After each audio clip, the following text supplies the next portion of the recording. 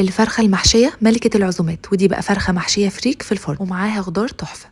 عندي هنا معلقة من الزيت على معلقة من السمنة البلدي، هنزل بقى عليها بكبد وقوانص الفراخ، هقلبهم كده تقلبتين، واول ما تغير اللون بتاعها هنزل ببصلايه بيضه مبشوره ناعم عليها ملح وفلفل، هقلبها كويس لحد ما تصفر كده وتاخد اللون ده، وهضيف قرفه و7 بهارات. ودلوقتي بقى هنزل بالفريك المغسول والمنقوع نص ساعه في ميه سخنه، وهقلبه كويس قوي مع الكبد والقوانص والبصل. فصين من الثوم هينقل الطعم في حته تانية خالص. بعد ما قلبته هنزل بشويه ميه مغليه تكون قصاد الفريك بالظبط، وهظبط الملح بتاعه. الفريك اتشرب هطفي النار، واخر حاجه معلقه من السمنه البلدي. السمنه البلدي بتنقل الحشوه والفراخ في حته تانية خالص.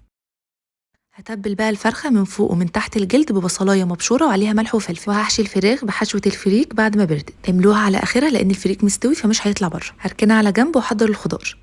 عندي بقى خضار مشكل كل ما لذة وطب. هجيب كده بوله واسعه وهنزل عليها بالبطاطس، البصل والثوم والخضار المشكل، فلفل الوان، كوسه، جزر، فاصوليا خضراء وبسله، ملح وفلفل وشطه و7 بهارات، ونزود الملح شويه عشان البطاطس والخضار، شويه من عصير الطماطم او الصلصه عشان تدي للخضار لون، وهقلبهم بقى كويس جدا مع بعض. هحط الخضار في الكيس الحراري وهحط عليها شويه ميه عشان البطاطس تستوي، ولو مش هتضيفوا بطاطس ما تحطوش ميه. هحط الفرخه واقفلها وادخلها فرن ساخن مسبقا على درجه حراره 200 الرف اللي قبل الاخير. اول ما تستوي هحمرها والمعها في الزيت بتاعها. قدموها بقى وبالهنا والشفا.